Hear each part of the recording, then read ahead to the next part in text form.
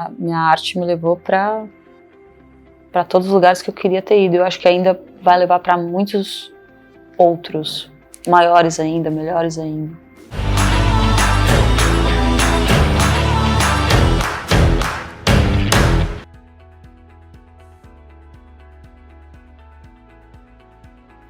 Eu acho que o maior desafio para um artista realmente no começo. É quando você fez os seus estudos, você fez a sua faculdade, só que você ainda não conhece ninguém, você não vende as suas obras e você tem que se sustentar de alguma forma, mas ao mesmo tempo você tem que treinar, você tem que pintar muito para ficar bom, para se descobrir, para achar a sua identidade. Então você fica num dilema, tá, mas eu não vendo a minha arte, eu preciso produzir, mas eu também preciso me sustentar, porque eu preciso pagar meus boletos, eu preciso vencer, né, nesse âmbito também. Então é muito complicado, e eu acho que é nesse momento que muitos artistas desistem. Quando tá nesse comecinho, não sabe por onde ir, não tá vendendo obra, não tá expondo ainda, não tá entrando dinheiro, só saindo, né? Então eu tive esse momento também, né? Então eu acho que assim, o que muitos artistas fazem, que dá certo, é você ter um trabalho nesse ramo. Tenta trabalhar numa galeria de arte, numa feira de arte, tenta trabalhar para um artista, né, ser assistente de um artista, ou então trabalhar com algo relacionado, design, né. Eu não trabalhei com nada relacionado e eu acho que isso me atrapalhou. Eu tinha um passado que eu era atleta, eu era ginasta, então quando eu fiz 18 anos, eu fui para os Estados Unidos. E eu parei de ser ginasta quando eu fui para os Estados Unidos. Então, eu fui direto de treinar 8 horas por dia, que eu competia pelo Brasil todo, tal. Fui campeã brasileira 2 vezes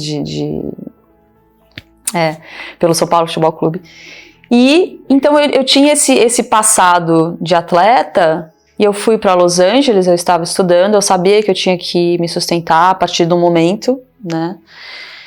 Eu comecei a fazer, fiz um curso de personal training, né, de personal, e virei personal lá. Então, enquanto eu fazia faculdade, eu dava aula também, ao mesmo tempo. Foi fácil? Não foi fácil. E eu usava todo o tempo que eu tinha de sobra para estar pintando, mas não era muito. Então, eu acho que isso atrapalhou bastante no meu crescimento no começo.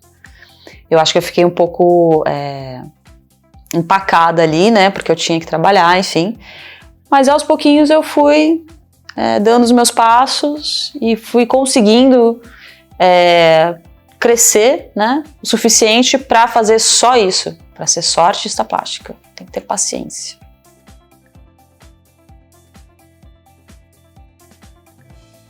Acontece sem querer, eu acho. Eu lembro que pra mim, eu já pintava há mais de 10 anos, já tinha me formado há mais de 10 anos. E eu tava experimentando com um monte de coisa sempre diferente, tá? Eu sabia que eu tinha um interesse grande em retratos. E foi num dia no ateliê, pintando, que eu pintei, na verdade, aquela obra ali do Snowden. E que eu falei, putz, é isso que eu quero fazer.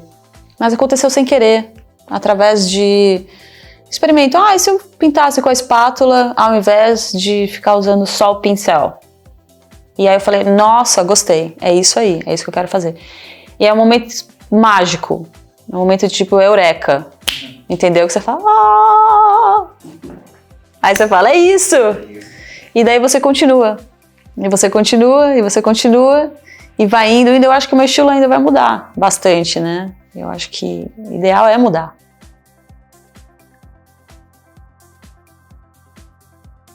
Muitos artistas me inspiram, mas eu tenho os meus favoritos, que estão no topo da minha lista, são o Francis Bacon,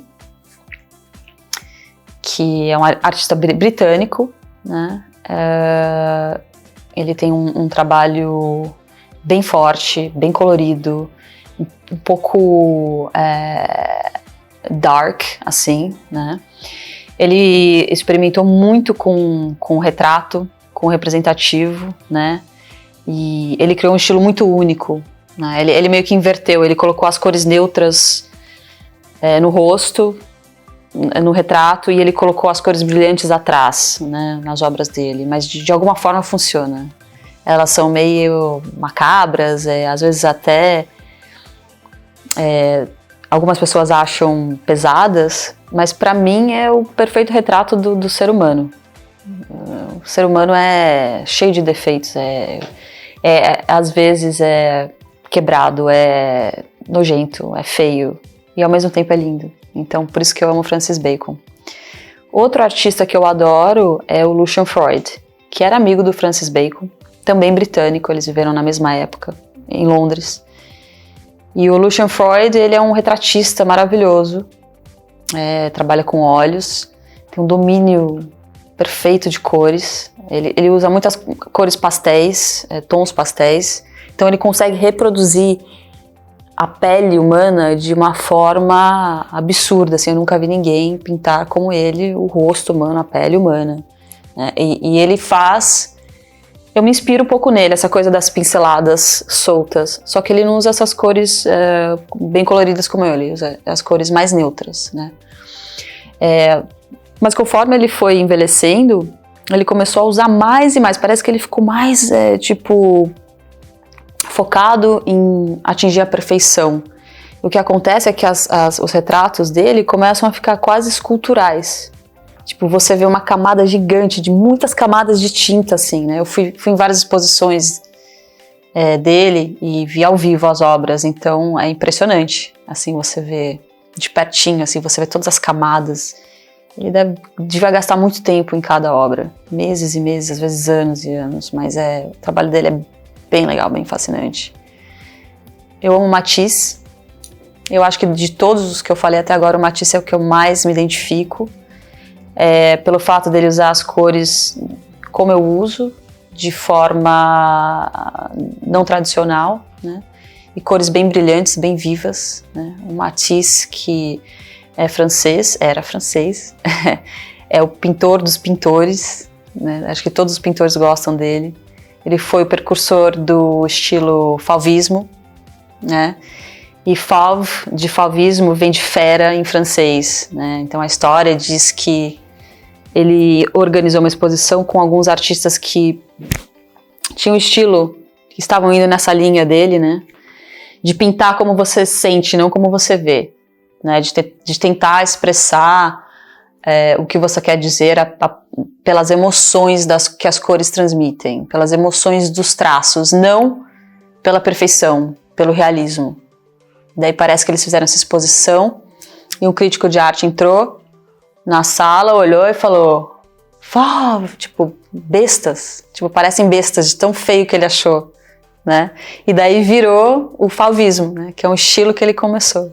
Então eu amo Matisse. Lógico que eu amo a Frida. Todo mundo ama a Frida. E, sei lá, ela virou já parte do inconsciente coletivo da humanidade, né? Eu acho que... Eu não sei, ela ficou tão conhecida, né? Foi repetido tanto que ela era uma boa pintora e tal, que hoje em dia todo mundo sabe que ela é uma ótima pintora. Mas eu acho a história dela fantástica, uma história de superação, né? Ela sofreu um acidente bem jovem, como todo mundo deve saber, né? E ficou presa à cama por muitos e muitos anos da vida, então tudo que ela via ela pediu pro pai dela colocar um espelho em cima da cama dela para ela ficar pintando ela mesma, né? Então ela foi considerada uma pintora surrealista por muito tempo, mas ela mesma falou que não era, né? Ela falou: eu pinto a minha realidade, e a realidade dela era aquela, dolorosa, né? Então ela se pinta com remendos, né? De uma forma surrealista, mas ela estava passando por tudo isso, né? Então a Frida eu admiro muito, maravilhosa. Ela também quebrou muitas regras, né? E foi reconhecida depois de muito tempo, sem ser reconhecida, isso é bem legal também. O Leonardo da Vinci, né? O Leonardo da Vinci ele é o primeiro de todos, né? Ele não tem nem o que falar, né? Apesar dele ter feito só 26 obras em vida, né? Ele era o gênio dos gênios, né? Ele começou a perspectiva, ele ele estudou, né, o corpo humano, né, em cadáveres. Ele começou com isso, ele desenhava muito, né? Além disso, era arquiteto, engenheiro, inventou o tanque de guerra, inventou o helicóptero, inventou a scuba para mergulhar, né? O equipamento de mergulho. Não, o cara era, não tem nem o que falar, eu acho que ele era até um alienígena, assim, de tanto que ele sabia, né? Mas aí você vê de perto as obras dele e daí você entende, né? Você fala, meu Deus, o cara realmente era o mestre, né? Então eu acho que ele tem que estar na minha lista, por isso, porque ele é o mestre dos mestres, ele é...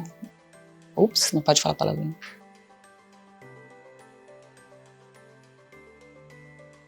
Se eu não fosse artista, o que eu seria?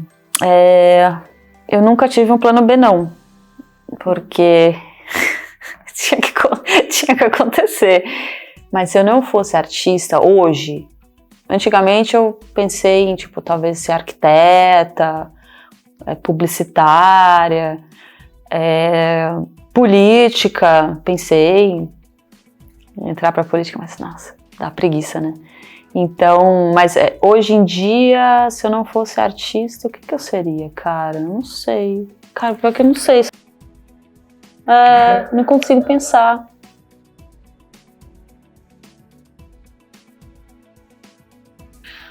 Quando eu tô criando, é como se eu estivesse meditando. Ou num transe, assim. É como se eliminasse o mundo ao meu redor e eu meio que entrasse assim nessa coisa de criar a obra. Isso acontece bastante, tem acontecido mais e mais ultimamente.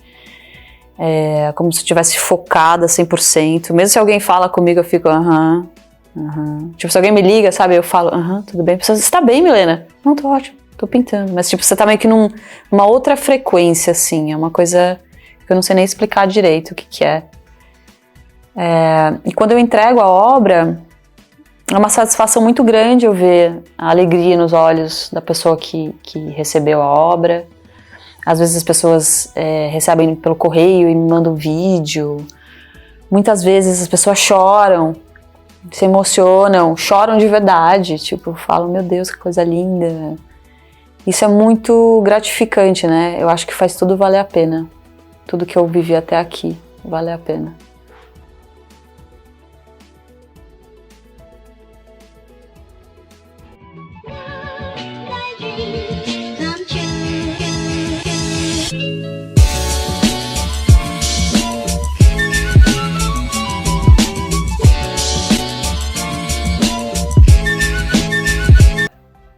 Eu resolvi fazer esse curso porque tem muito artista, tem muita gente que me pergunta um monte de coisa, muita gente, no meu Instagram, no meu Facebook, por e-mail,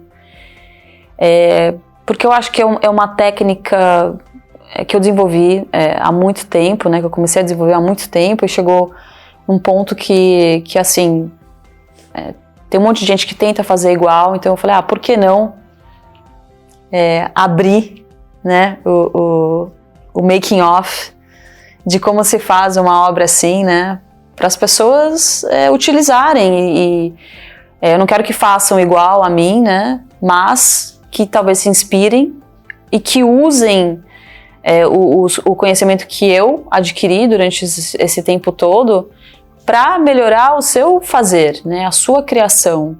Então, é por isso que quando a Savoir me procurou, eu topei os 2 primeiros cursos que a gente fez em 2018 e depois de a gente conversar por um tempo em fazer um curso sobre desenho, eu falei assim, não, vamos fazer sobre pintura, porque pintura é o meu negócio, entendeu? Eu sei desenhar, eu aprendi a desenhar, mas o desenho é uma coisa mais técnica, né? Que você tem que seguir o que já foi descoberto, né, lá atrás, as proporções, tá? É uma coisa muito técnica, que pra mim é legal, assim, você precisa muito, mas não é o que me dá paixão, assim, né? Eu tenho paixão de fazer, o que eu tenho paixão é pintura. Então, eu acho legal a gente compartilhar uma coisa que a gente sabe fazer com outros, porque eu acho que além de eu estar ensinando os outros, né, quando a gente ensina, a gente aprende também, a gente descobre mais coisa, né? Eu acho que é um caminho de duas mãos, né? Sempre. Então, é isso.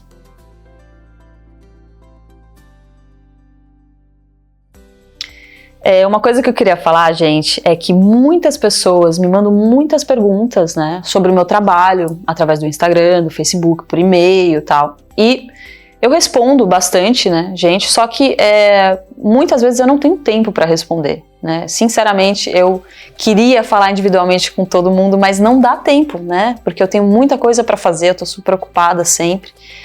Então, por esse motivo, eu coloquei todas as perguntas que já me mandaram nesse curso Retrato Expressionista, que eu fiz com a Savoie agora. Então, se você tem qualquer dúvida sobre o meu trabalho, sobre documentação, como mandar obra para o exterior, como pintar no estilo expressionista, usar espátula, pincéis, como fazer o desenho, tá tudo aqui nesse curso. Então, se você tem uma dúvida, 2, 3, compra esse curso e faz, que você não vai se decepcionar.